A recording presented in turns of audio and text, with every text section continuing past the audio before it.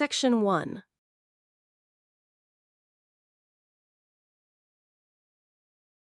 You will hear a conversation between a receptionist and a caller who wants information on an upcoming garden show. First, you have some time to look at questions 1 to 4.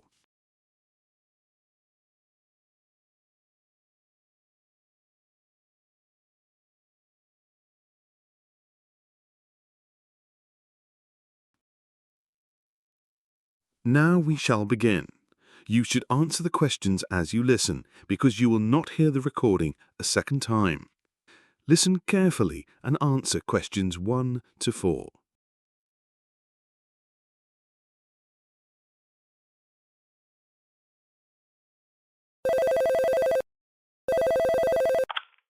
Good afternoon.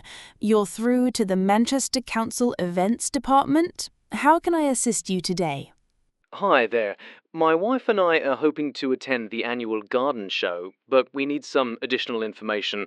I tried looking on your website, but couldn't find all the details we need. Could you help us out? Absolutely, sir. I'd be happy to provide you with information about the garden show. Are you asking about the event taking place in August? Yes, that's the one. We heard it was happening sometime during the summer months. That's correct.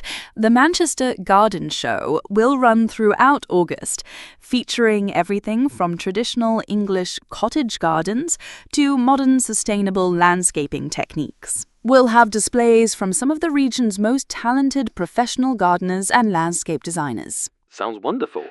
How long does the entire exhibition run for? The show runs for 2 weeks, sir. It opens on August 1st and closes on August 14th. After that, many of the display gardens will be relocated to other venues around the country. Perfect. My wife is particularly interested in rare plants. Will there be opportunities to purchase any of the plants we see? Yes, there will be a plant sales area where many varieties will be available for purchase. However, please note that some of the rarer specimens in the Heritage Garden section are for display purposes only. These are on loan from private collections and botanical gardens. I understand. We're both keen photographers. Will we be allowed to take pictures throughout the show? I'm afraid photography is restricted in certain areas, particularly in the greenhouse complex, where some of the more delicate tropical plants are housed. The lighting and flash photography can damage these sensitive plants. However, there are designated photo areas throughout the rest of the exhibition. That's reasonable. Now, regarding tickets, what's included in the admission price? Each ticket includes access to all garden displays, the lecture series, and 1 complimentary packet of seasonal flower seeds. You can choose from lavender, sunflower, or wildflower mix. Before you hear the rest of the conversation, you have some time to look at questions 5 to 10.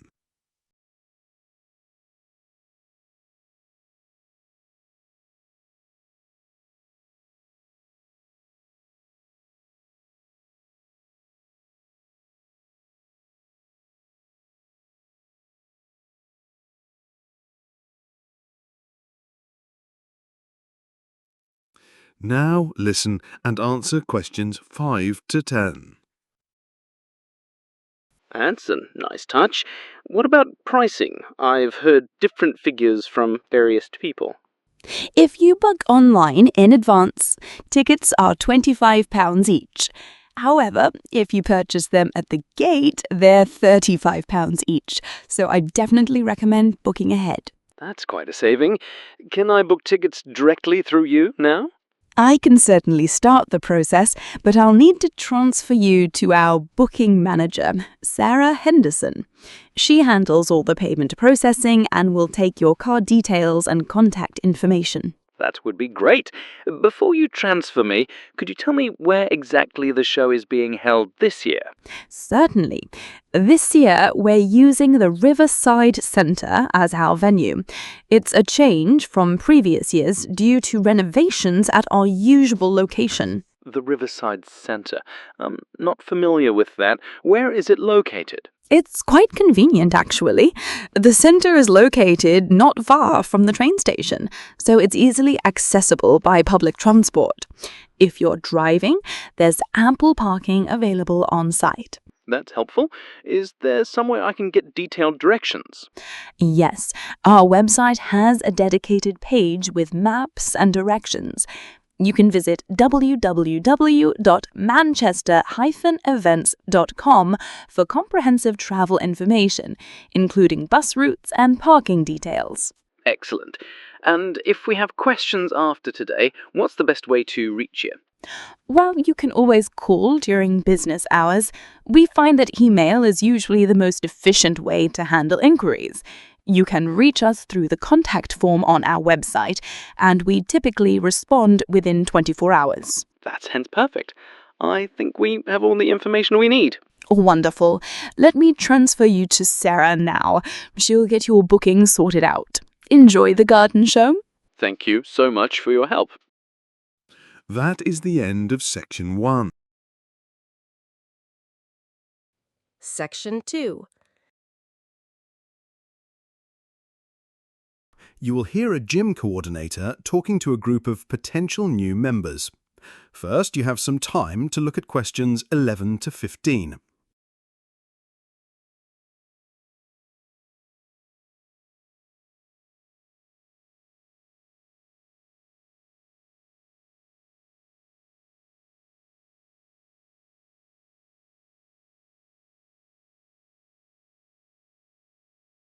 Listen carefully and answer questions 11 to 15. Good morning and welcome to PowerFit Gym, the premier fitness centre in downtown Manchester. I'm Sarah Johnson, the membership coordinator, and I'm delighted to tell you about our state-of-the-art facilities and services. PowerFit Gym has been serving the Manchester community for over 80 years, and we're proud to be one of the largest fitness centres in the Northwest. Our facility spans 3 floors and covers approximately 2,500 square metres, making us significantly larger than most gyms in the area. We currently have around 3,200 active members, and our membership continues to grow each month. We can accommodate up to 4,500 members, while still maintaining our commitment to providing a comfortable, uncrowding environment for everyone. Our peak hours are typically between 6 p.m. and 8 p.m. on weekdays, when we see the highest number of members using our facilities. One of our most popular features is our extended opening hours. We're open 7 days a week, with our doors opening at 5 a.m. every morning. This early start is perfect for those who prefer to work out before heading to work. We close at 11 p.m. from Monday through Friday and at 9 p.m. on weekends. These extended hours ensure that our members can fit their fitness routines into even the busiest schedules. Our team of qualified personal trainers is available throughout the week to help members achieve their fitness goals. We have 12 certified trainers on staff, each specialising in different areas of fitness. Personal training sessions can be booked at any time during our operating hours, but we do offer discounted rates for sessions booked between 10 a.m. and 2 p.m. on weekdays, when demand is typically lower. The gym offers a comprehensive range of equipment and facilities. Our cardio section features over 40 pieces of equipment, including treadmills, elliptical machines, and stationary bikes, all equipped with individual entertainment screens. The weight training area includes both free weights and resistance machines, suitable for beginners through to advanced athletes. We also have specialised areas for different types of training. Our functional fitness zone is equipped with kettlebells, battle ropes, and suspension trainers, while our dedicated spinning studio hosts high-energy cycling classes 6 times per day. Additionally, we have a spacious yoga and Pilates studio where we offer classes throughout the week, with morning sessions at 7 a.m. and 9 a.m. and evening sessions at 6 p.m. and 7:30 p.m. For those looking to complement their workout routine, we offer additional services.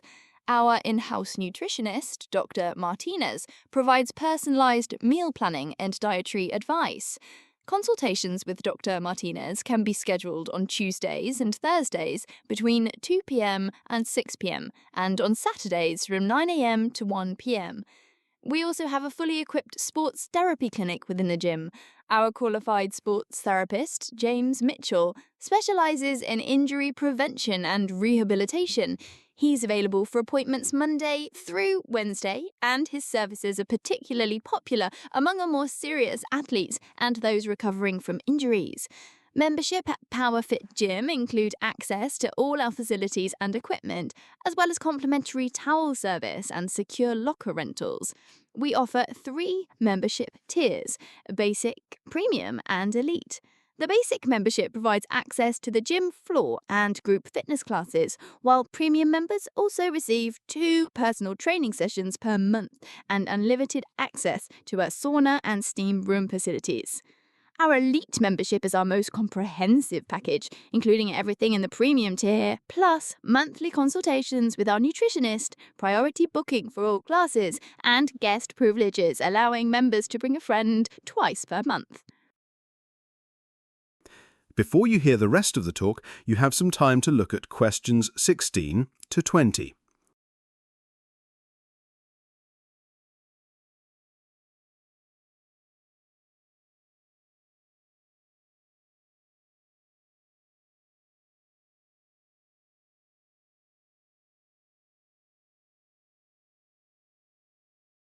Now listen and answer questions 16 to 20.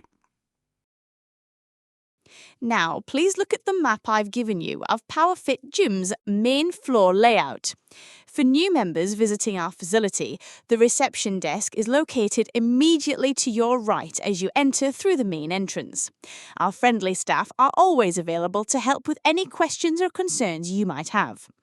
If you're planning to use our cardiovascular equipment, you'll find the cardio zone directly opposite the reception area, past the member seating area. This location provides excellent natural light from our large windows. For those interested in strength training, the weights area is located at the far end of the gym, beyond the cardio section. This area is divided into free weights and machine sections to accommodate different training preferences. Our group fitness studio, where we hold our yoga, Pilates and aerobics classes, can be found in the left wing of the building, adjacent to the changing rooms. The studio is soundproofed to ensure classes don't disturb other gym users. If you need to speak with a personal trainer or book additional services, you can find the trainer's office near the entrance, next to the reception area and beside the retail shop, where we sell fitness accessories and nutritional supplements. For more information about PowerFit Gym membership options or to schedule a tour, please visit our website at www.powerfitgym.co.uk or call us at 01612 345 678. That is the end of section 2. Section 3. You will hear a conversation between 2 university students discussing their environmental science assignment. First, you have some time to look at questions 21 to 25.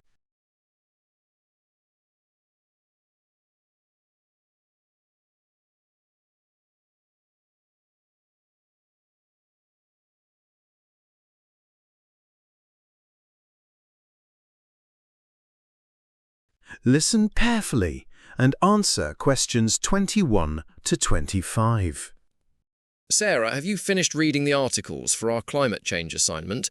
I'm finding it really challenging to understand all these different perspectives. Yes, I've been through most of them.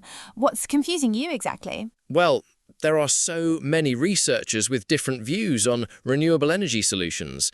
Take Dr. Rebecca Chen, for instance. She strongly believes that governments should implement strict carbon taxation policies to reduce emissions.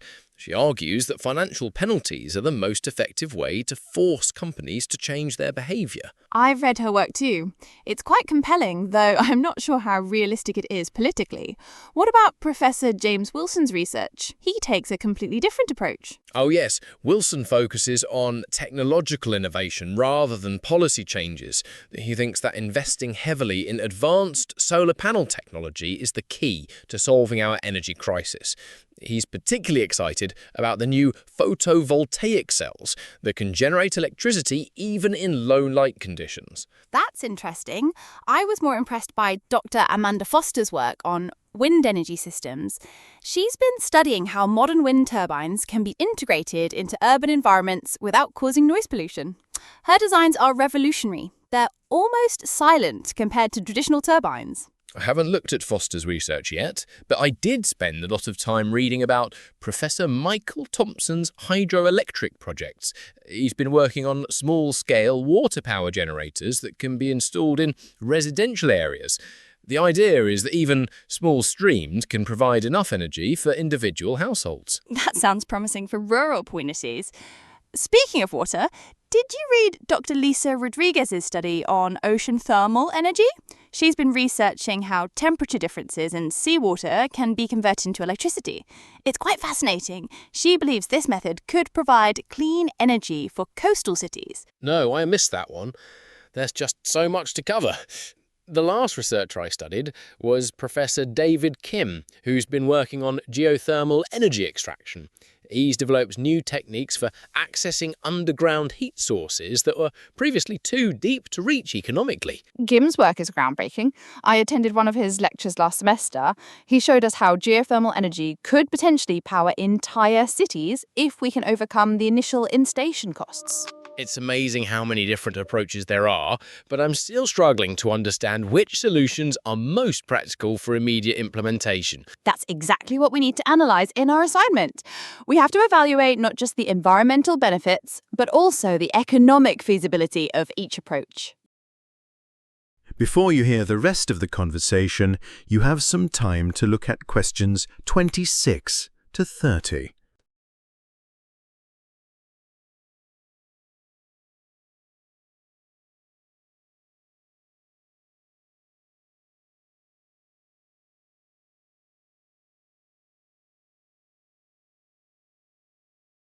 Now listen and answer questions 26 to 30. You're right. So what's your overall opinion about the current state of renewable energy research? Honestly, I think we're making progress, but it's happening too slowly. The technology exists, but the political will to implement it on a large scale just isn't there yet. I agree completely. The main issue seems to be that governments are still too focused on short-term economic gains rather than long-term environmental sustainability. Exactly. And that's why I think our assignment should focus on the most promising technologies that could be implemented immediately rather than discussing theoretical solutions that might take decades to develop. Good point. So, which areas do you think we should concentrate on for our research? Well, I'd definitely like to explore the economic impact of renewable energy on local communities. For example, how do solar farms affect property values and employment rates in rural areas? That's a great angle. I'm more interested in studying the environmental benefits of offshore wind farms. I think there's a lot of potential there, especially for island nations that have limited land space for traditional renewable energy installations. Offshore wind is definitely worth investigating. What about energy storage systems? I think that's one of the biggest challenges we're facing right now. We need to understand how to store renewable energy efficiently for times when the sun isn't shining or the wind isn't blowing. Absolutely, battery technology is crucial for the future of renewable energy. I'd also like to research the social acceptance of renewable energy projects. It seems like many communities resist change, even when it's beneficial for the environment. That's a psychological and sociological issue as much as it is a technological one. People often fear what they don't understand. True. And speaking of understanding, I think we should also look into educational programs that teach people about renewable energy benefits. Public awareness is key to gaining support for these initiatives. Greatest idea! Education could be the bridge between technological innovation and public acceptance. That is the end of section 3. Section 4. You will hear a talk on the evolution of British railways in the 19th century. First, you have some time to look at questions 31 to 40.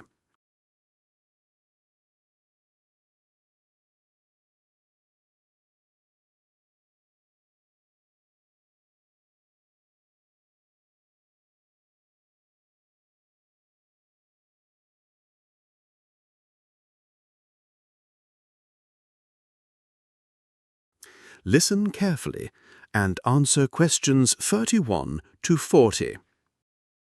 The 19th century marked a revolutionary period in British transportation history, with the development of railways fundamentally transforming the economic and social landscape of the nation. Today, we'll explore how Britain became the world's fast railway nation and examine the profound impact this transformation had on society. At the beginning of the 19th century, Britain's transportation network was primitive by today's standards. People relied on the various forms of transportation, including horse-drawn carriages, canal barges, and coastal shipping to move goods and passengers across the country. However, the growing Industrial Revolution demanded a more efficient system for transporting raw materials and finished products between manufacturing centers and markets. The catalyst for railway development was primarily economic. The main driving force behind railway expansion was the urgent need to transport coal efficiently from mining regions to industrial centers and ports. Coal was the blood life of Britain's industrial economy, powering steam engines and factories and providing domestic heating. Traditional transportation methods were proving inadequate for the massive quantities required. As railway technology advanced, two key aspects became the focus during the mid-19th century. First, safety measures were given unprecedented attention following several devastating accidents that had shocked the public. Engineers developed improved braking systems, better signaling methods, and stronger rail construction techniques. Second, speed enhancement became crucial as competition between railway companies intensified, with each trying to offer faster services to attract more passengers and freight customers. The transformation didn't happen overnight. Initially, different regions had developed their own railway systems, with varying track gauges, operating procedures, and technical standards. This created significant problems when trying to connect different networks. However, by 1850, the first standardized railway system was established across the entire country, allowing for seamless travel and freight transport from one end of Britain to the other. Several technological factors accelerated railway growth during this period. Perhaps most importantly, improvements in steel production techniques made it possible to manufacture stronger, more durable rails at lower costs.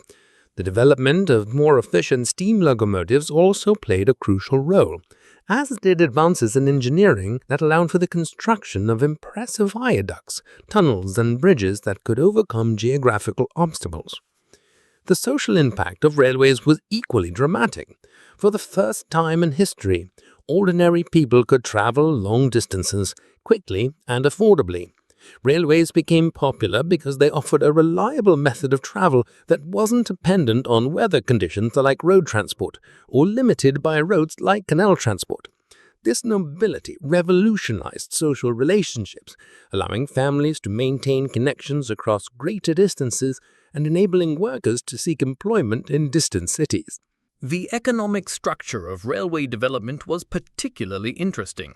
Unlike many other countries where governments played a major role in railway construction, in Britain it was primarily private enterprise that drove expansion.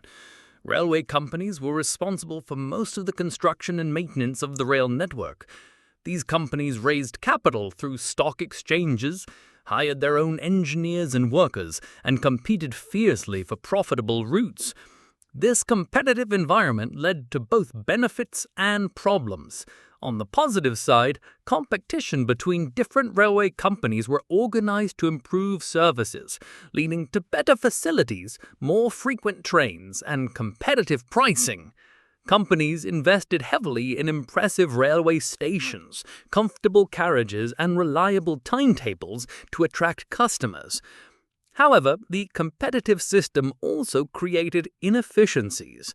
Multiple companies sometimes built parallel lines, serving the same routes, leading to wasteful duplication of infrastructure.